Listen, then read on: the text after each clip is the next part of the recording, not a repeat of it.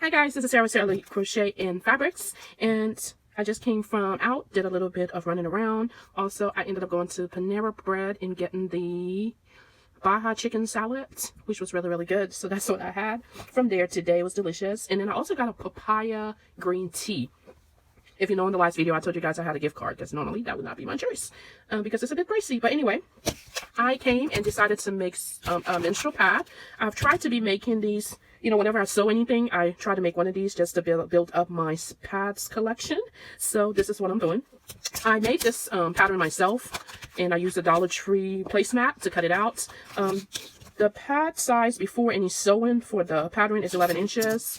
And then I also made the pattern for the core, which is just under ½ inch all the way around. So that's my pattern. There's plenty of free patterns online. I may end up going on there and getting some other ones, but this is what I have right now. And this is the shape of pad that this pattern makes. And this is backed in fleece, and the topper is on this one is flannel. So this is what I am working on. So there goes the pattern. Let me set that aside for a second. And as you guys know, I have the smallest workstation, so I can't have everything on here, like sewing machine and all of that.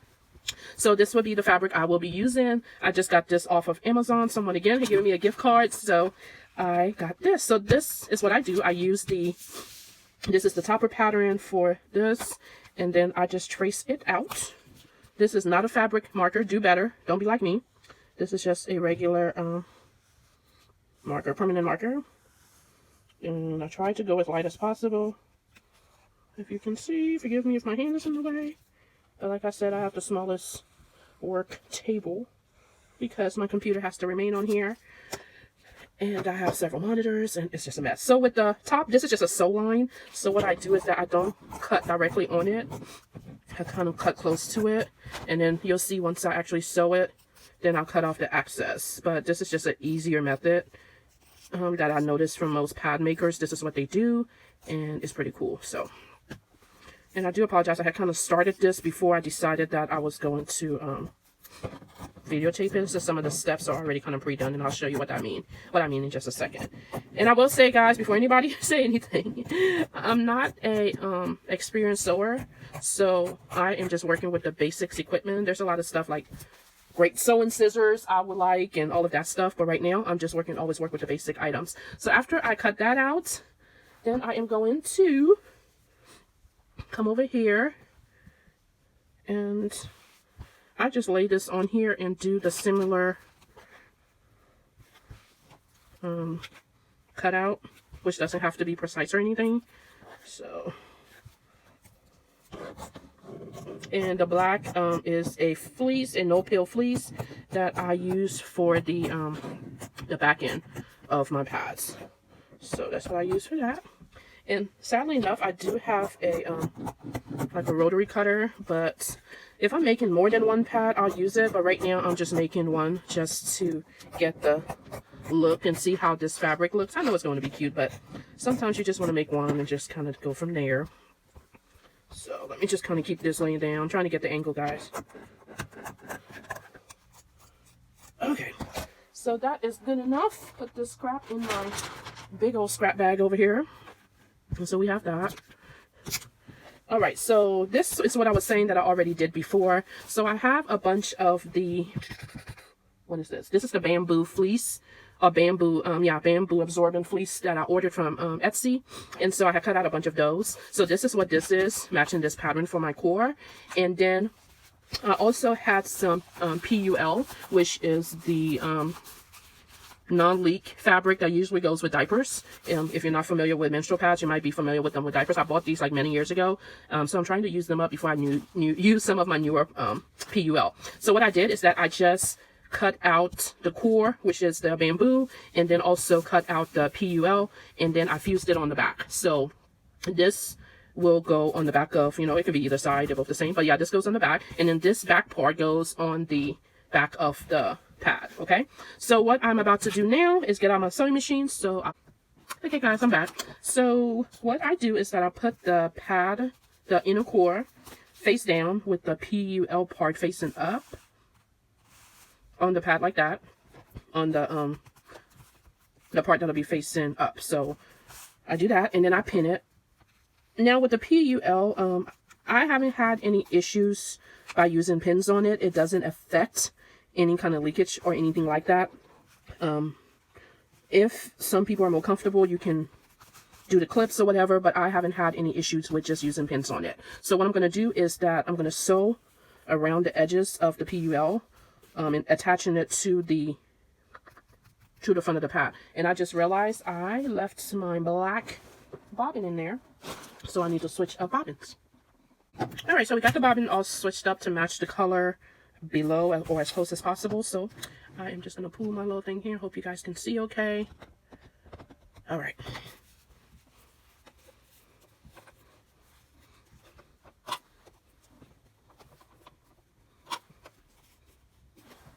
Okay, and this is just for myself, so I don't sell these or anything, so I can be a little bit not as critical with my sewing, but I still try to get it correct. So here we go.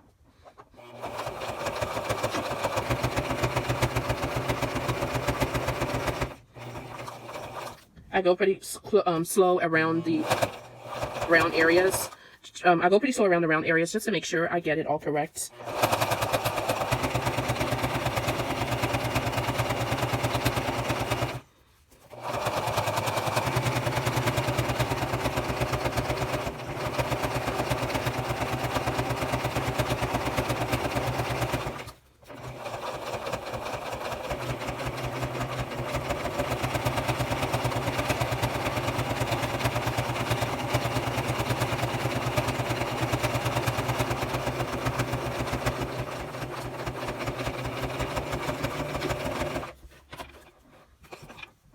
Okay.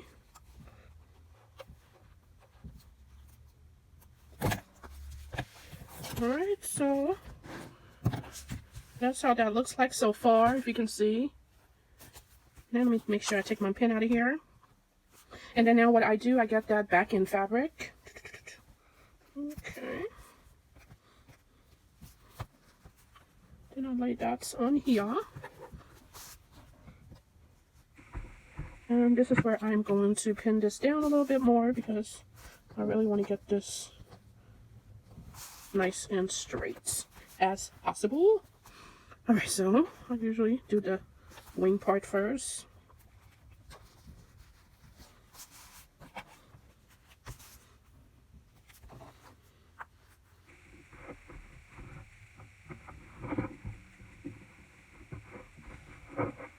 And I'm pretty happy with the 4 pins. And now this is where I will sew on the sewing line, the black sewing line. And then I'm just going to mark here because this is where I want sew to be able to flip it around. So here we go. Pull the sewing machine back in view here. One of these days I'm going to have a beautiful sewing table and cutting table, but right now this will be it.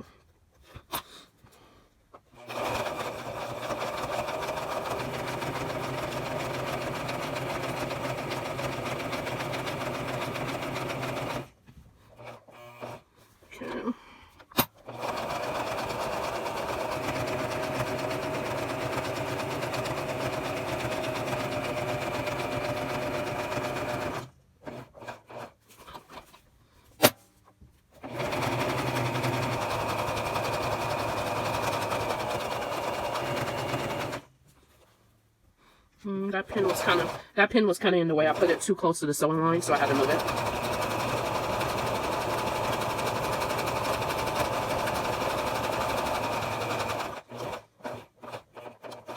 Okay, so I go slower whenever I have a corner like this, just because I want the needle to be as close to this corner so that I can turn it around without it being too much of a fuss. But there are a lot of detailed videos on sewing pads, so if you have any concerns or want to learn, I can certainly send you some videos that'll break it down very simply like it did for me.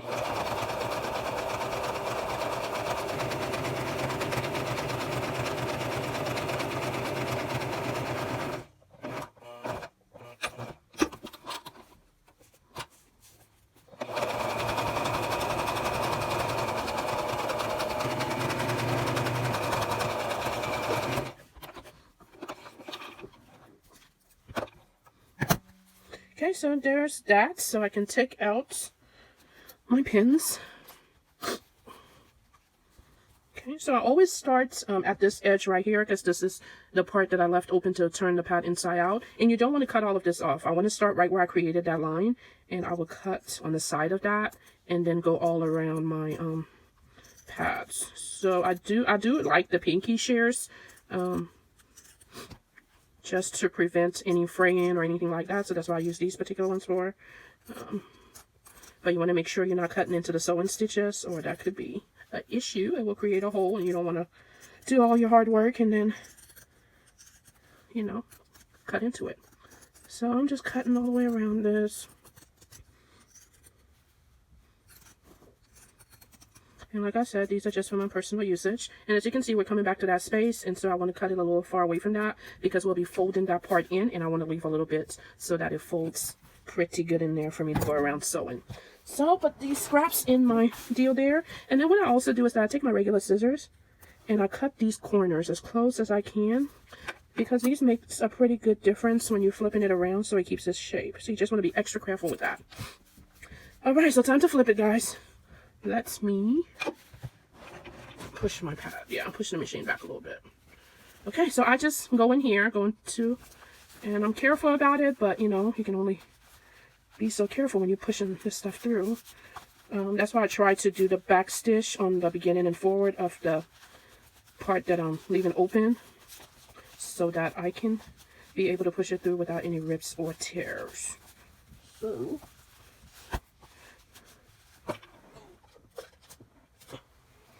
okay, so you can use anything you have. Sometimes I use a crochet hook. Sometimes I will use knit needles. I mean, anything that you can be careful with poking this through.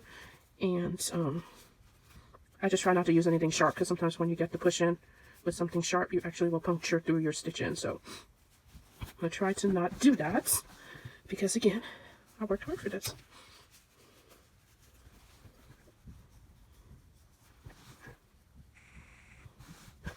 Okay, so this is how this looks so far. What I'm going to do, I'm going to go off camera. And this is why I left that little flap right there, guys, because you want to tuck that in order to top stitch it. So what I'm going to do is I'm going to go off camera, and I'm going to poke, make sure I push all of this through, get all the edges right. And then I'm going to put a medium heat iron on this side only, and just make sure I push everything through, and then also iron the side I'll be closing up, and I'll be right back. Okay, so we have the pad all ironed. I just used a steam medium heat on one side only, this part with the design, and I also made sure I ironed the part that have the hole in it, just so that it stays down, so I can get a good closure. So bring the sewing machine back, and I'm going to start on the part that needs the closure, because I have to be extra careful with that, make sure I'm getting both fabrics. All right, so let me get that down. Let's go.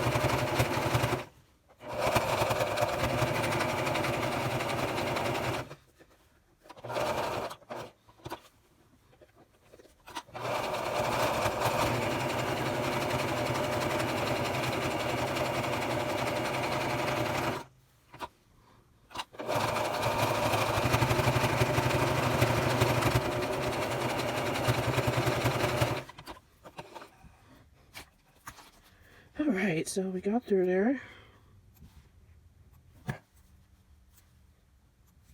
Okay, so this is what we have so far. Push this machine back. Sorry about the movement. Alright, so this is what we have so far. This is what the back looks like, minus the lengths and threads. So this is what we have. And so now we go into adding the snaps. So with the snaps, what you get, you need two of these parts, which are the part with the sharp part on it. It goes into the fabric. And then they have a male and female part. So this is considered the male part with a little circle poking out, and then this is the female part that this goes into to snap it, okay? So those are the 4 pieces you need.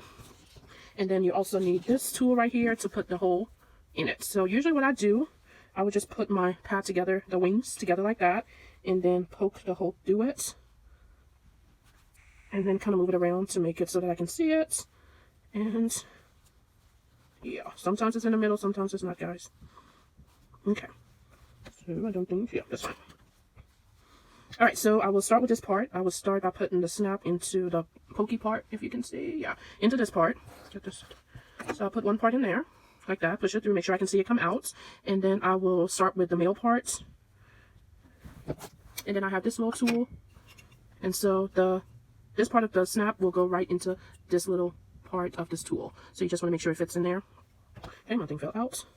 So I just kind of hold it down, make sure that part is in there. Sorry if my hand is in the way. Let me try to do it from the side. Okay, so it's in there. It looks good. And then I will just hold it down really hard. Squeeze it as hard as I can. All right. And it's in there. And this is how it looks like. So what was like the pokey part, that sort of mushes down and makes a good seal for the snap. Okay, so now for this part. So we know that this is the male part and it's going to go over. So now you want to make sure that your sharp part is going to come from the bottom. And sometimes you have to work it in there a little bit. There we go. So you see there's the sharp part coming out. So then we want to add this part. So you kind of play around and see, okay, this is the male part. It's going to need to go over. You just want to make sure before you, I've done it wrong many times. That's what I'm telling you, trust me. Okay, so now again, we want to make sure that this part is in this area and it's in there, fits good. And then you just squeeze it as hard as you can to make a good seal. And there it is. So now your pad snaps and you have a perfectly good monster pad. And that's how it works. That's how it looks like.